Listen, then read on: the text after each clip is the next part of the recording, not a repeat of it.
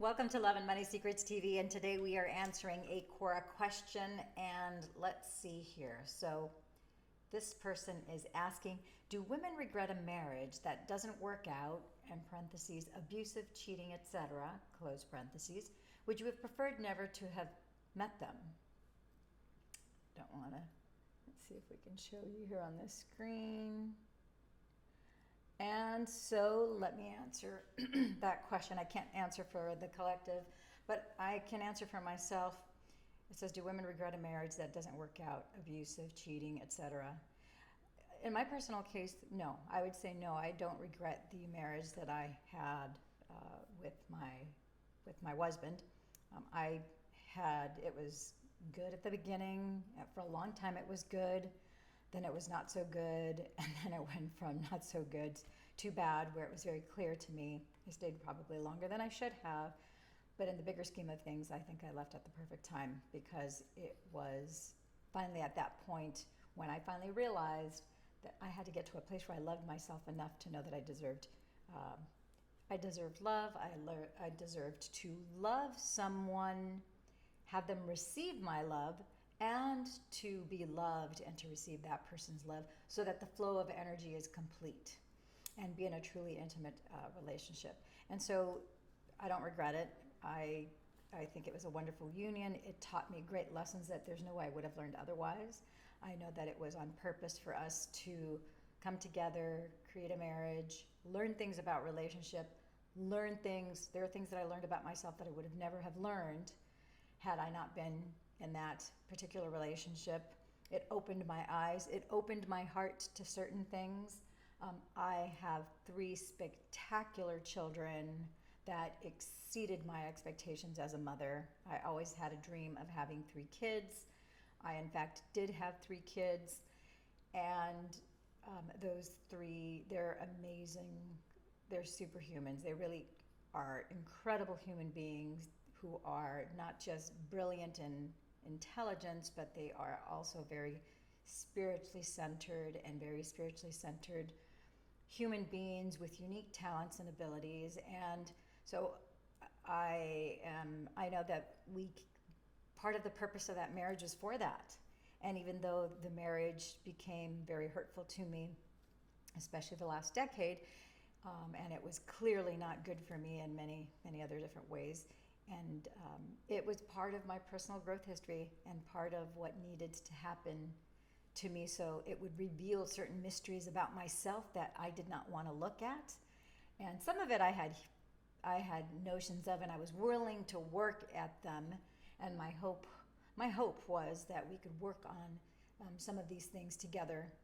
But when you have somebody who is emotionally unavailable and wants nothing to do with anything having to do with issues of the heart, and they definitely, they are petrified of intimacy, because they don't, someone who is petrified of intimacy has issues of self-trust and self-worth. And if you're not willing to work on that, and that's something that nobody can do for you. And so I don't expect in my relationship to have a human being that is perfect in all ways, because I'm definitely not perfect. I'm sure that just as you're looking at me sitting here during this broadcast, you're probably seeing things that are wrong with my hair, my makeup, my lipstick, my clothes, my this, my what. If you're looking for flaws and you're looking for things that are wrong, you're going to find them. And so that's not the right healthy perspective to take, I think, as we navigate this journey that we call life, as you move forward and as you meet people in all sorts of different facets, whether you meet them as neighbors, as friends, as colleagues, as business associates, as acquaintances, as casual strangers, in your community. You're standing in line at the store, you walk down the beach in your neighborhood, or you walk down, in the park. Pretty much everywhere you go. I mean, I'm very happy to say that wherever I go, I'm meeting new friends all the time. I have people that approach me. I approach people, young and old, all sorts of sizes, shapes, religions, and so forth. Because I'm in, pretty, especially here, I'm in my own hometown, so I know I'm safe, I'm comfortable, As I travel, I'm a little bit more precautious and a little more guarded because I don't have a community of people that I know that will have my back and so forth. Even though I know that I inherently have a supernatural protection that's around me, but I don't put myself in a position where there's an opportunity where somebody who has the wrong intentions to take advantage of me. And so, as I've traveled by myself, even what I wear is different. I don't wear, even the backpack that I carry, I'll wear a not so nice backpack depending on the country that I'm in, again, to call less attention, something not as nice, not as expensive looking. There's certain jewelry I will not wear in public when I'm out and about by myself. So you just have to be prudent about those things. So I only tell you that because as you ask me this question, this has to do with how you navigate yourself in life. And if you have to look at every single relationship you have, whether it's from a marriage, whether it's somebody that you dated, whether it's a friendship that you had, maybe it was a very casual relationship, maybe it was a more serious relationship, maybe it was a really, really good close friend of the same sex or the opposite sex that you had.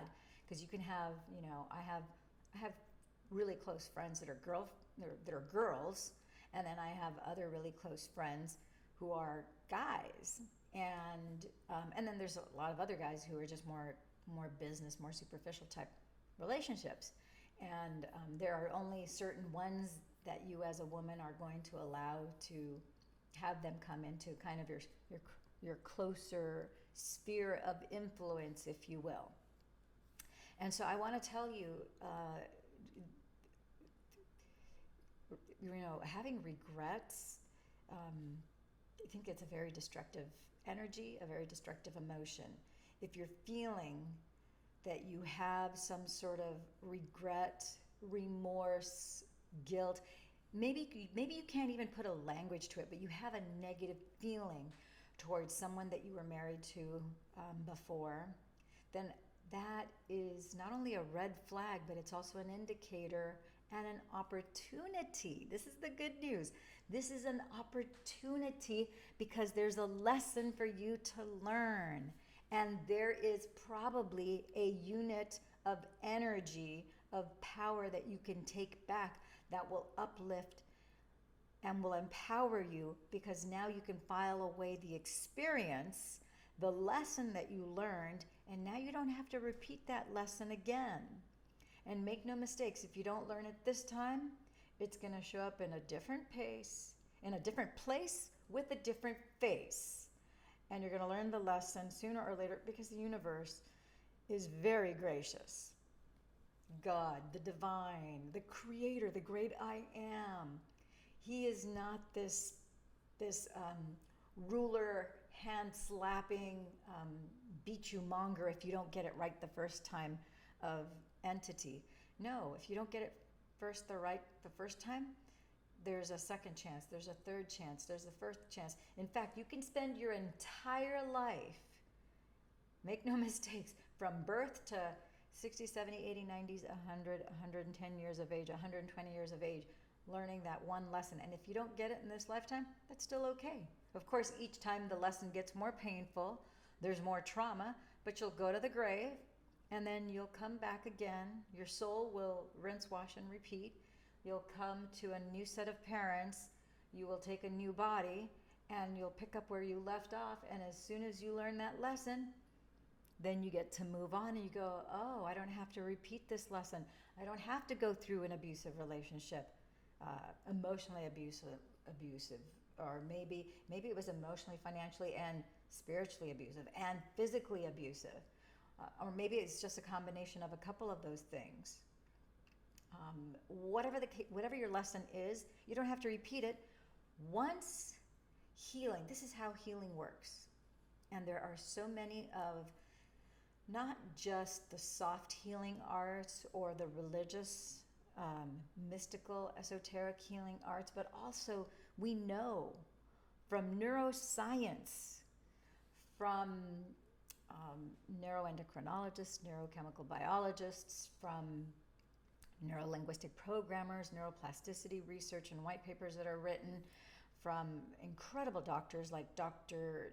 Joe Dispenza, who has ample research on this. He is one of the most brilliant minds on the planet today, affecting over 20,000 people across the world, over 68 different countries, where he actually dovetails the neuroscience as a neuroscientist himself and as a doctor and a researcher and a neurochemical biologist.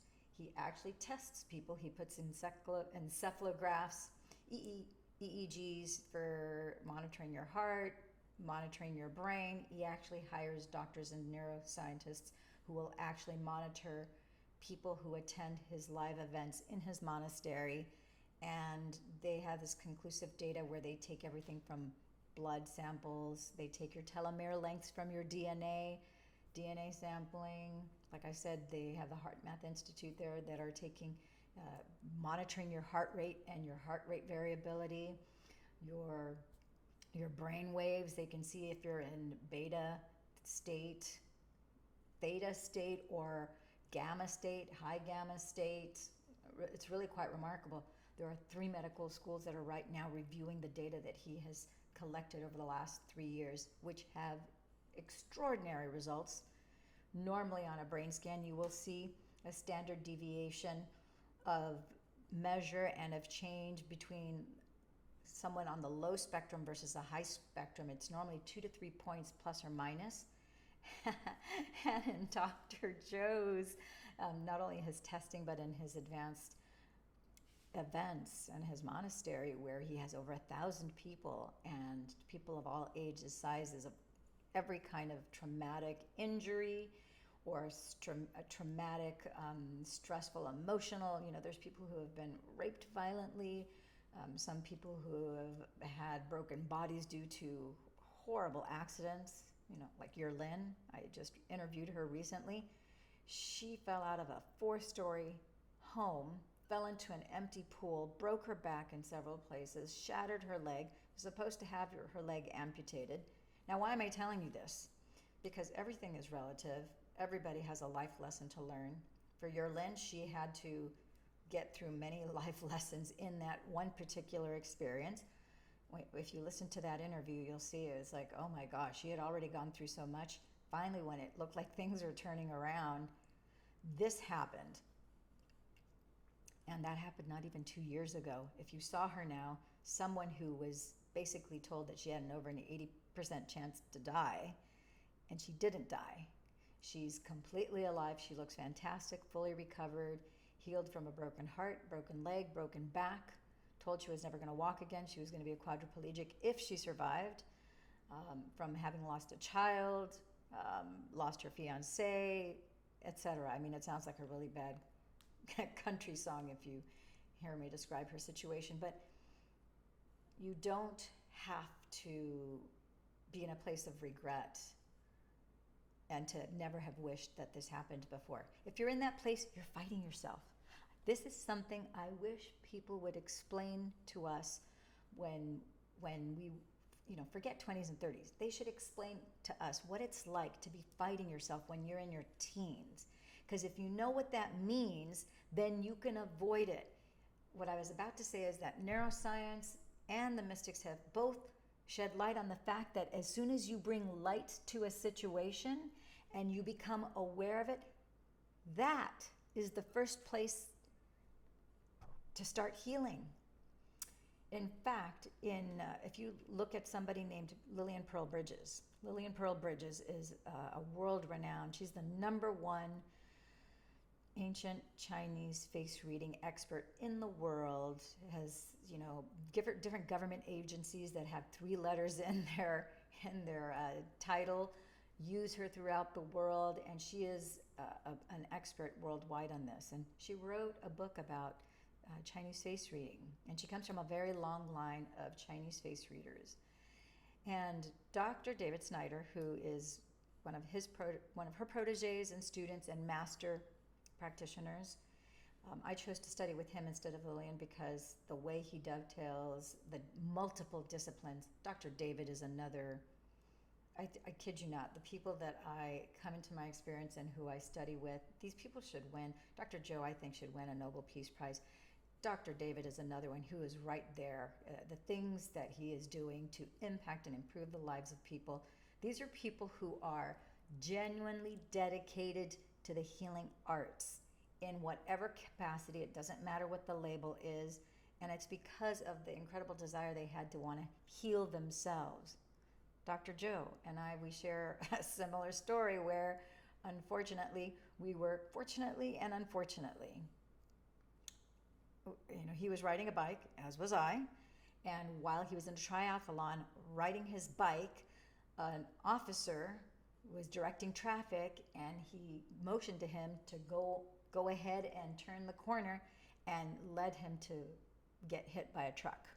And so he was hit by a truck, broke his back, was told he was never going to walk again, told he was going to have Harrington rod surgery, just because his head was too heavy to be supported by his now fractured body, by his fractured spine, and the only thing that was going to hold it up was this steel rod that they were suggesting a Harrington rod be implanted in his spine.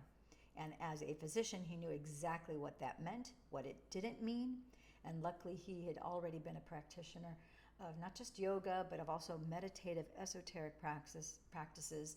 He knew how the energy that created the body could recreate and could heal the body. And he had seen enough about spontaneous, not just remissions, but spontaneous healings, that he figured, you know what, I'm going to roll the dice with my own life, and rather than opt into have this really high risk surgery, I'm going to go at it and heal myself. 10 weeks later, that man who was supposed to be a quadriplegic, in fact, was standing on his own 2 feet. And if you look at him today, there's no evidence of him ever having had that. He doesn't have any back pain, doesn't have any neck pain. And it obviously moved his medical career into a whole other direction. If you want to hear this whole story, I can think of no better way for you to learn about this. Do you think it would be crazy to want to find out about something like this? No, right? So the way to do that is just check in Love and Money Secrets TV. If you look at Becoming Supernatural, that is a book by Dr. Joe Dispenza. I do a read, review, and apply of that book. I give you my own personal commentary. I myself was also hit by a bus in 2017. Not a fun experience, very painful. Not only did I get a traumatic brain injury, suffered some PTSD from that, neck injury, back injury, terrible leg injury. Interestingly enough, when I was meditating today, my leg was hurting me during the meditation, which only suggests to me that there's a deeper level of healing that apparently needs to go on in my leg. So I'm still in the midst of healing that, which is why I will always do these meditations, because there's so much. If you watch Becoming Supernatural and you read the book, you'll learn that this, my friends and gems, is the secrets of the universe, how you manifest everything. And it all starts, it sounds very cliche-ish, I know. And some people, when you hear this, you're going to hear chicken. Because what does most meat taste like? Chicken. But it's true. It's about love. But it's not about love the way you think of love right now. So I have to challenge you to suspend your disbelief. Let that little 1% of curiosity go, what does she mean by that? What does she mean by love? Love is like chicken. Love is not what I think it is. Because let me tell you, one of the things that I've learned is that at the cornerstone, at the root, at the genesis of anything and everything that we see, touch, hear, feel, sense, taste, and experience in this 3D realm, it all starts with the creative force called love. And in our Western world, especially, I was born here in the United States. I was born in California, so I can't speak for what it's like to be born in a different place because that's not my experience. I have traveled abroad quite a bit, so I speak multiple languages, so I am able to communicate in other people's languages and get their perspectives, hear their stories, get to know them on their level and their language, and pick up some of the nuances that are inherent to that you will never get if you have it translated. But I still don't have that firsthand experience from another country. My experience is from having been born here in California. So as a Westerner, I know what it's like for us to say and to think and to feel when we hear the word love as a noun, as a verb, because it's really both. Love, is that not a mind twist? I don't know how people from other places think it's like, love is a verb. No, it's not. It's a noun. No, it's not a noun. It's a verb. It's actually both. It's a verb because it's something you do, and it's also a noun because it's also a name. The ancient scriptures talk to us about how the great I am, that God is love. There's 72 names for God in Hebrew. So in Hebrew, in the Jewish religion, in the Judeo-Christian religion, you have 72 names. I used to have a chart for the 72 names of God, and when I moved, I'm going to have to dig it up from one of my boxes, find it, and reframe it and have it put up here again. It's a fantastic thing because I think it's wonderful for us to recognize as human beings. I don't care what your religion is. There are 72 different names. I would say, okay, just in Judaism, there's 72 names for God. Jehovah, Yahweh, El Shaddai, Elohim, Yeshua, Joshua, Elohim, El Shaddai. I can go on and on and on. I don't want to list all 72. I don't know that I know all 72, but I know quite a few. But if you look at the scriptures, we talk about the great I am. I am that I am. I am the light of the world. I am love. God is love. God and love are one and the same. God and the light are one and the same. You're made in his image.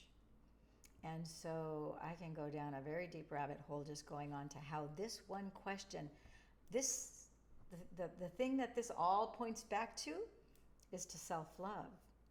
And if you start recognizing that you are lovable and that you are worthy and that you're enough and that you are the apple of God's eye and that you are one with the one and the one is the one, and you, just as you take a cup, if you go to the beach and you take a cup of water from the ocean, that cup of water is going to have all the minerals, all the properties of all the water that's in the ocean. It's just that it's only one cup as opposed to this ginormous body of water that covers 70% of the earth called the ocean. And that's how we are.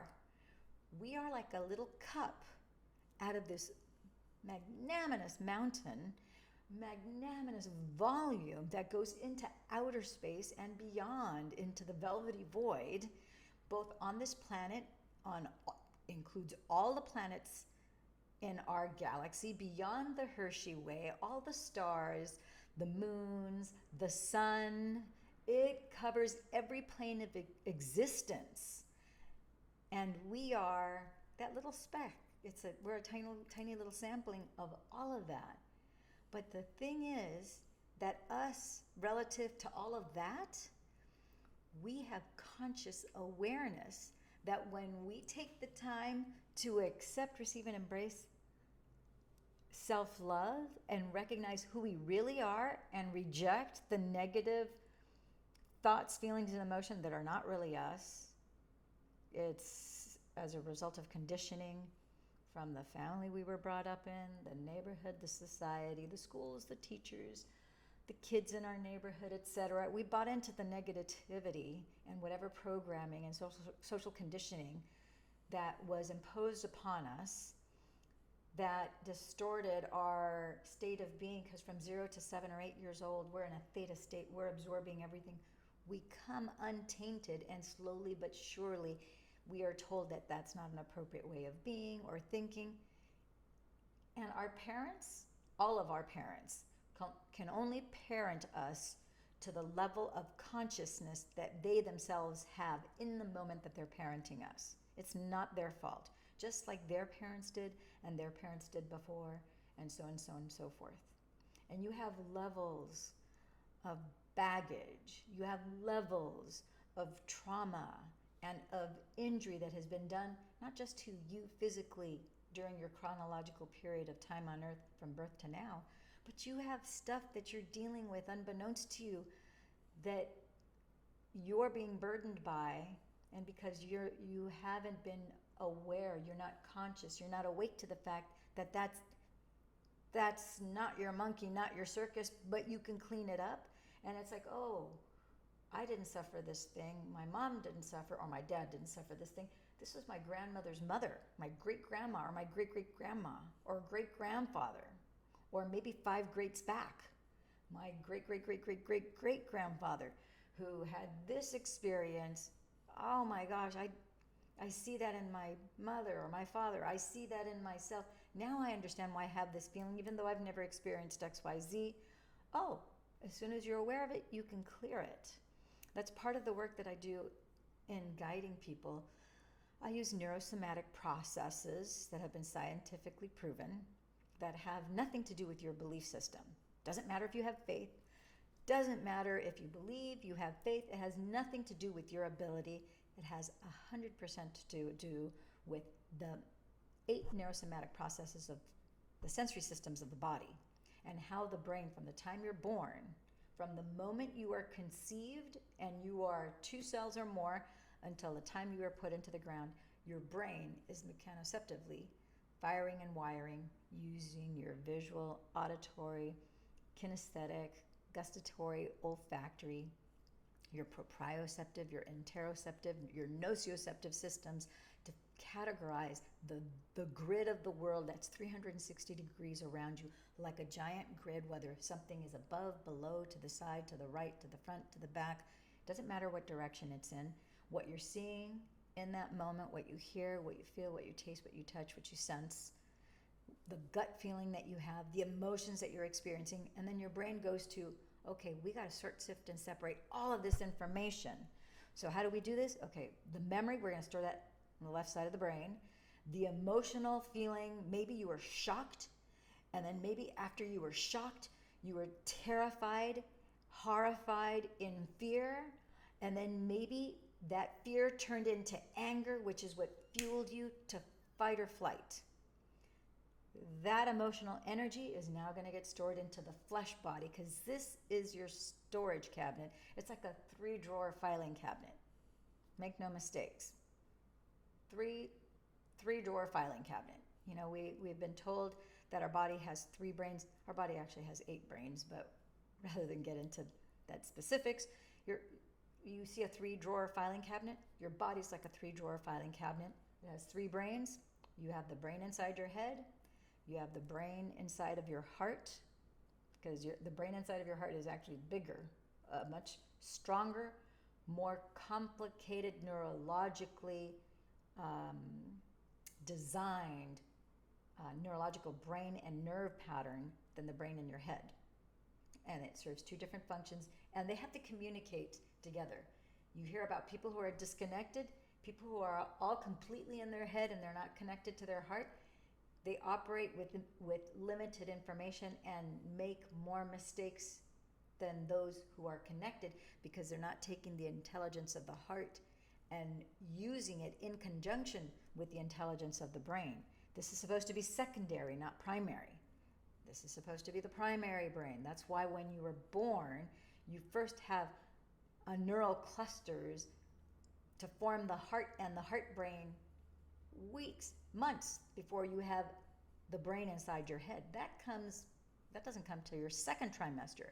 In your 1st trimester, you already have that cluster of cells that make up your heartbeat, and your heart brain.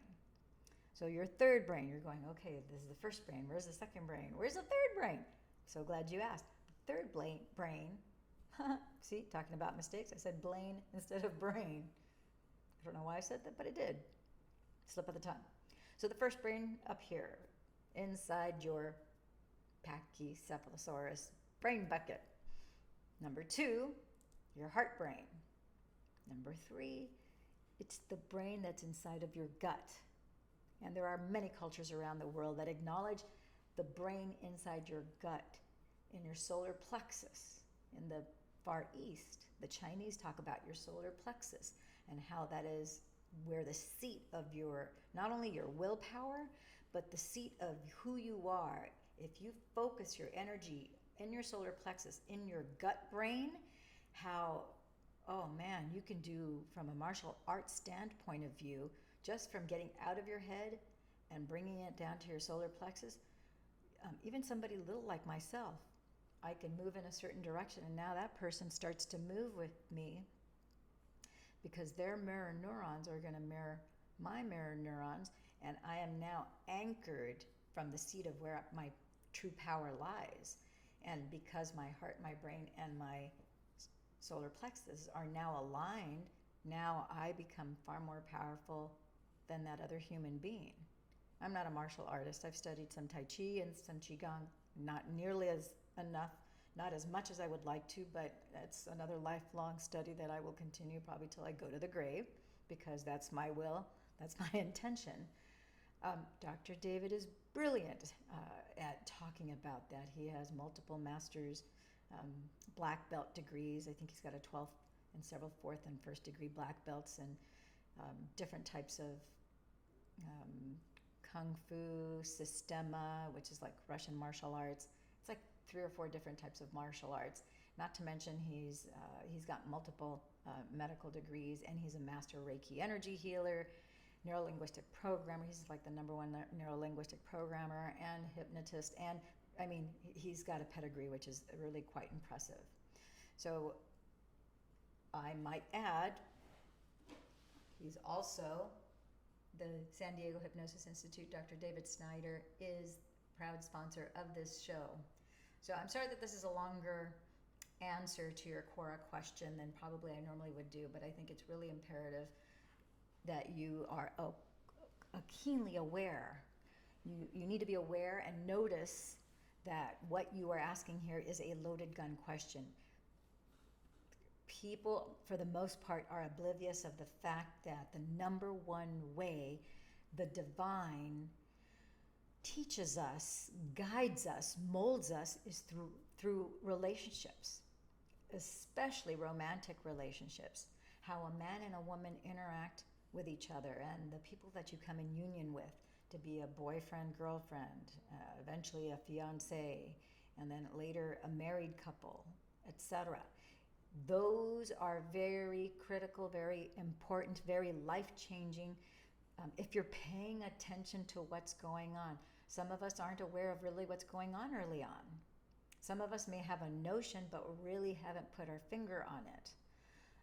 Some of us are lucky to have had somebody older who pointed it out to us, and some of us didn't. Some of us, we had to figure it out. I had to figure a lot of that out on my own. And in searching and in being on a quest to really figure life out, and I've always been one to look at things from a macroscopic, kind of a bigger, an eagle's eye point of view, and see things always from a higher dimension. It became more and more clear as I worked more and more on myself. And this is the other thing I've got to tell you, because I think more people need to know this too. The #1 thing that you're here to do is obviously to learn love in all its forms, that you are love, and how it is that you're going to use love, operate from a heart space in love to show up in this world. But it's about mastering you.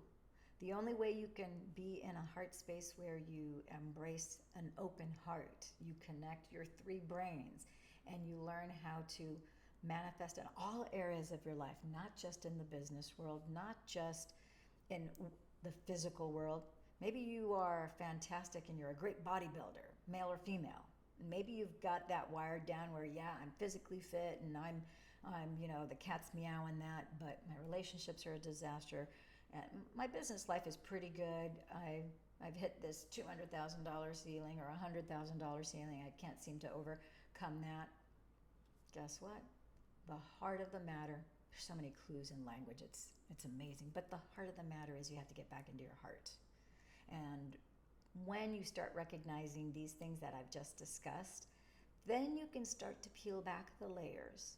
And what I have found is you can do a lot of it on your own as you take it upon yourself to read books like Becoming Supernatural, which we do a read, review, and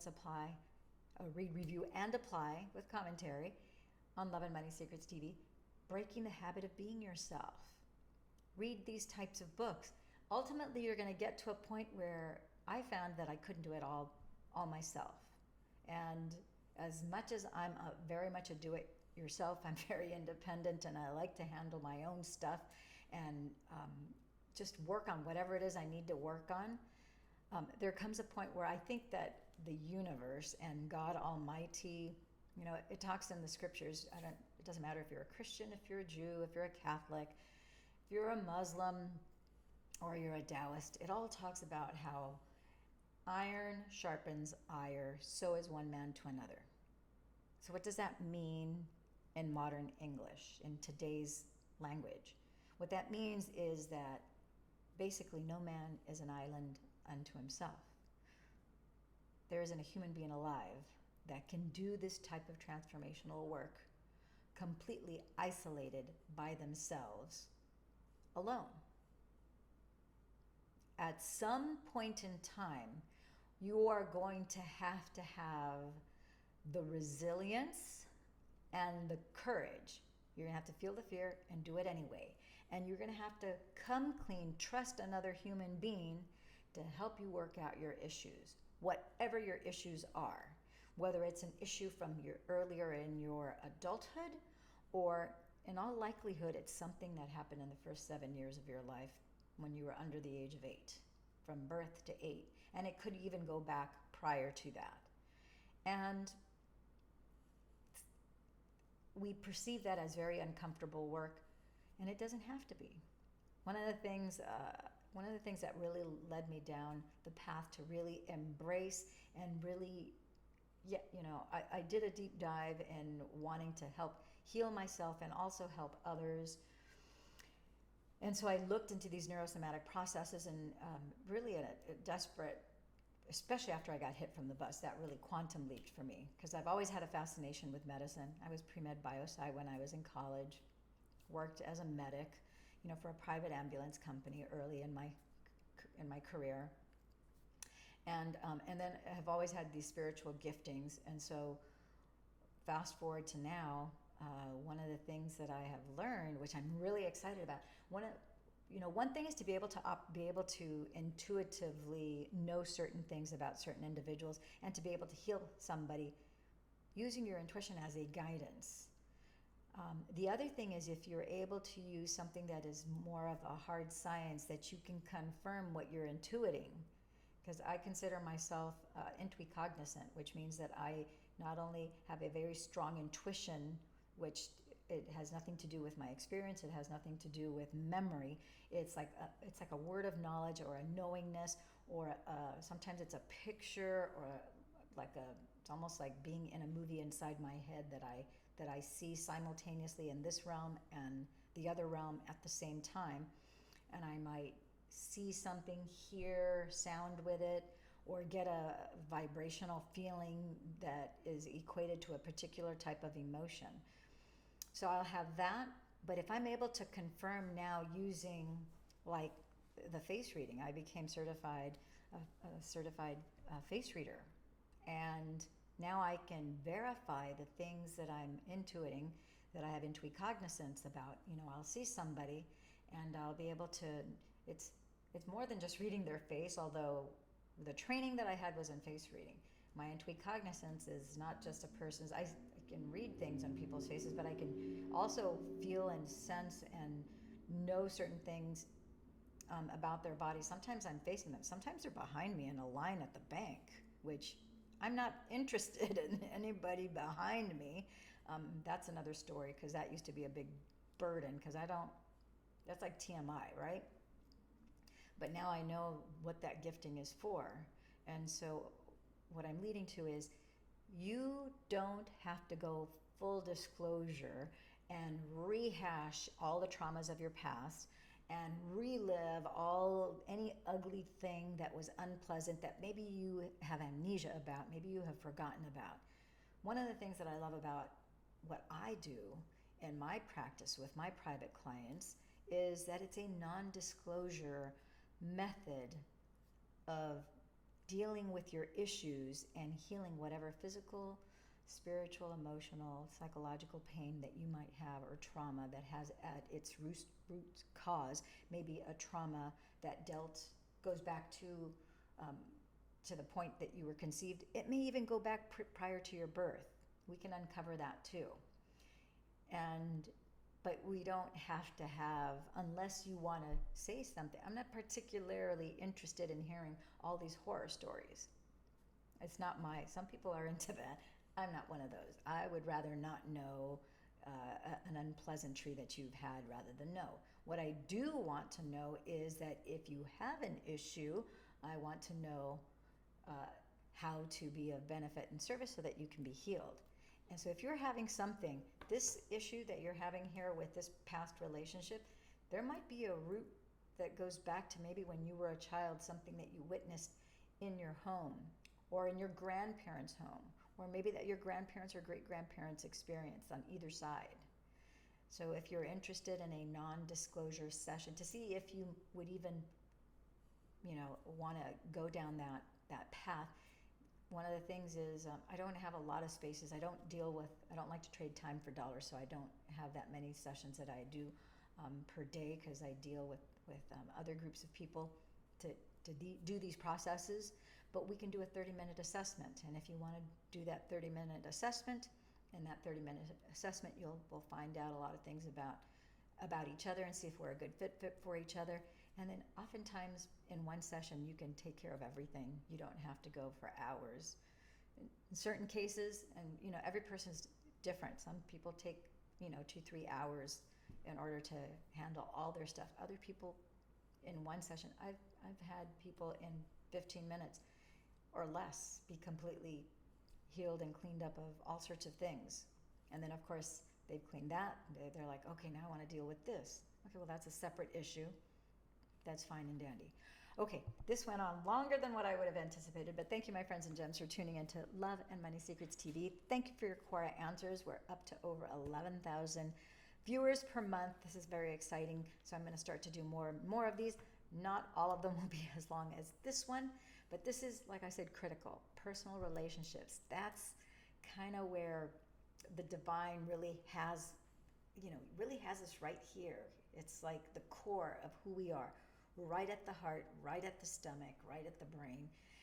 The brain is the least powerful of the three, and the brain is only going to recreate that of the past because thoughts are the language of the brain. Feelings are the language of the body. So if you are stuck in your head trying to figure things out only from a place of intellect, trust me, I have been accused of being Spock, being highly analytical. And I've learned to come back to embracing wholeheartedly, quite literally, my heart and my intuition, and not denying that anymore. Because for a long time I did. I struggled with denying, not wanting to know, pushing it down, having it be intuition can be a blessing, and it's like a two-edged sword. It can be a blessing and it can be a curse. Because just as really positive things, you can know things you don't want to know about. So once I stopped running away from that, denying that, suppressing it, and started operating whole with all the whole information that I have, body, mind, and spirit, heart now opened. I made the decision in 2013 to walk with an open heart. Knew intellectually that that's what I needed to do, had no idea how to do it. None. I was clueless. I'm like, I don't know how to do this. But during my quiet time at night, I would sit on my bed, say, okay, God, I want to live with an open heart. I know that that's the best thing for me. I know that's what I'm called to do. I have no idea what that looks like. I have no idea what that feels like. I don't know what to do next. But here I am. I accept. I surrender. Show me how. Show me, show me, show me. And then wild, fun, miraculous, awesome things started to happen. My life it went from being like a black and white TV show to a surround sound IMAX experience. I mean, I am nowhere close to the person who I was 10 years ago, much less the person I was when I was 18. My best friend and I talk about this all the time. Anyhow, I'm talking to you like you're my best friend, and I'm just talking to you here from my heart, unabashed, and I just want you to know the truth. And I wish I had somebody like this that was speaking to me with this candor, with this openness, with this vulnerability. So this is an open line free classroom here on YouTube. Put in the comments below whatever questions. If you want more clarification, if you want to go in deeper into this topic, if there's an aspect of this that you want clarification on, if you want me to elaborate on something, here in the comments below, this is the place to do it. I will do a video for you, and I will answer you back on QUORA, put the link to the video so that you can get your answer on QUORA, and then watch the YouTube video, come back here. But this is an open line. This is where I give everything for free. Can you imagine if this is what you're getting for free? Can you imagine what my private clients get? Incredible. Anyhow, that's all I'm going to say for now. And I'm just looking down to see if there's anything else in this question that I have to answer. Do women regret a marriage that doesn't work out? Would you have preferred never to have met them? No, I am so glad I met my ex. I still think he's a very brilliant man, oil executive, petroleum engineer, brilliant mind. My kids are remarkable humans. They're the distillation of the best of me and the best of him. Us coming together was perfect. And it was not supposed to be till, forever. It wasn't supposed to be for my entire life. It was supposed to be till death do us part. He's alive, I'm alive, but spiritually and emotionally, that marriage died. And so that was till death do us part. There is nothing to revive there. And so it was time for me to step in my power and say, this is not good for me. This is time to move on. And so I did. And that's not a bad thing. It's what I needed to grow. It's what he needed to grow. But I had to take responsibility for me and my life and how I was showing up in the world. And I hope you do the same thing too. And by your asking this question and showing up here and watching this video, you're showing me that that's exactly what you're doing. So you can look at yourself in the mirror tonight before you go to bed and say, you know what? I'm happy to be me. I love me. And I'm so glad that we are now taking a step in the right direction towards living a life filled with love, towards our dreams, our goals, and towards our purpose. All right? All right. New system here, so the buttons are in different places. Okay, instead of end meeting, it says exit here. Ciao for now.